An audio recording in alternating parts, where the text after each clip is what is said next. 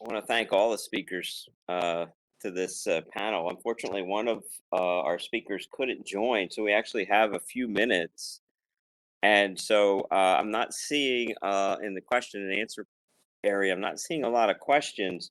So I just thought maybe with the speakers that are available, they are able to unmute themselves.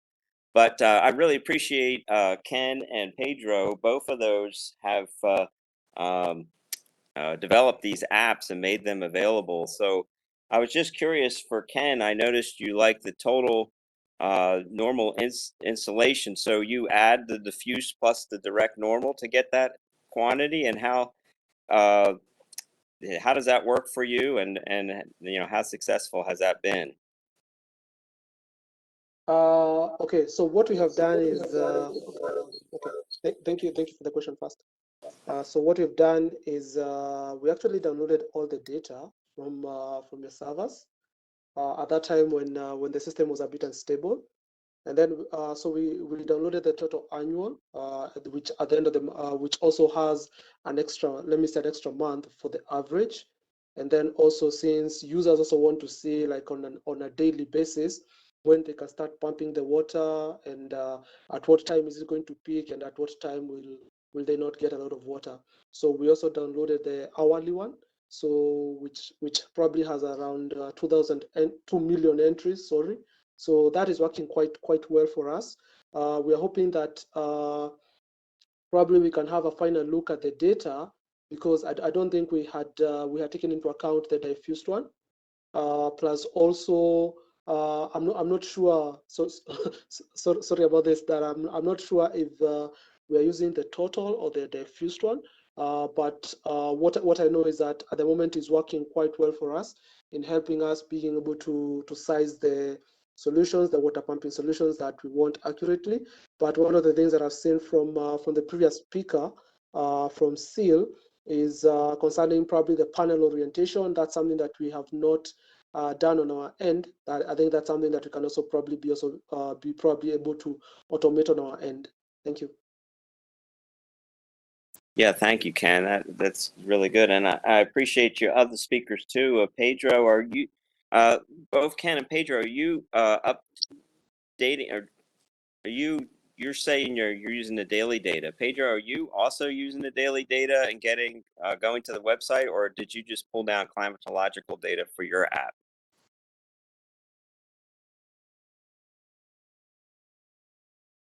I think he's trying to unmute but having trouble. So. Um, what I'd like to ask all of you actually, and I did appreciate Davis your tool.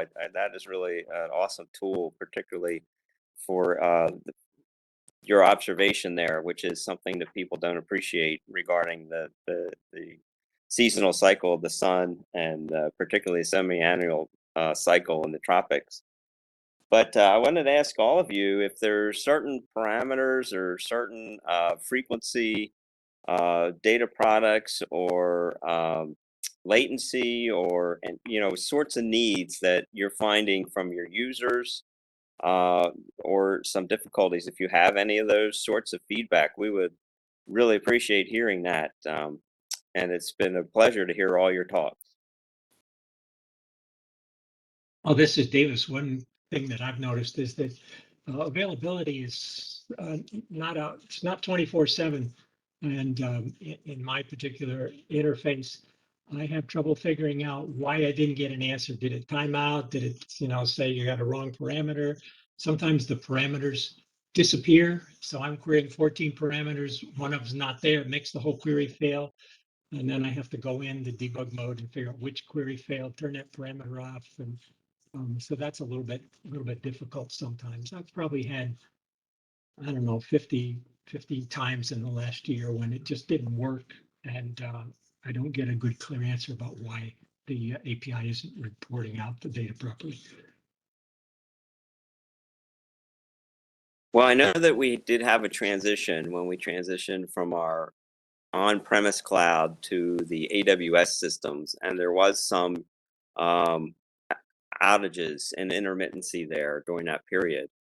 But hopefully, in the last several months at least, you've seen much more reliable service.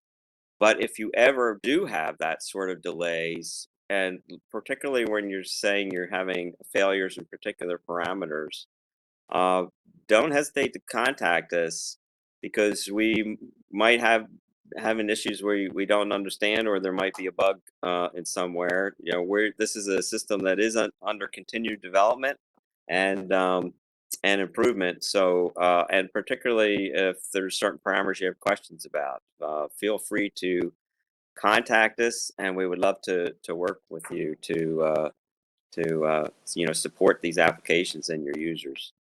Does anyone use your application while on a ship? It should work on the chip, but I haven't heard that anyone does.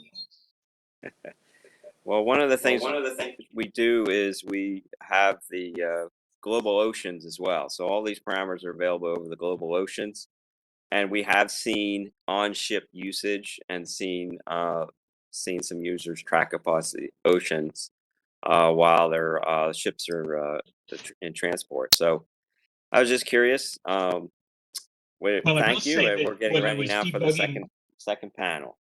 when I was debugging my program, I used ocean data a lot just because I knew there were no terrestrial effects that would, affect wind and stuff like that. But if you take a half degree north of the equator and a half degree south of the equator, the data ought to be just about the same. And I would use that to proof out my calculations. And Paul, I do want to say that I had a problem here about a month ago with a parameter being offline.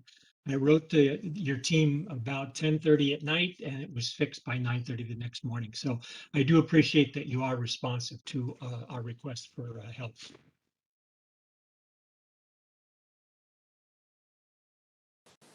That's great. Okay, Claire, you want to introduce the next panel? Yep. Well, thank you. Thank you. Thank you, Paul, and thank you to our first 6 presenters. We love seeing all of your use cases,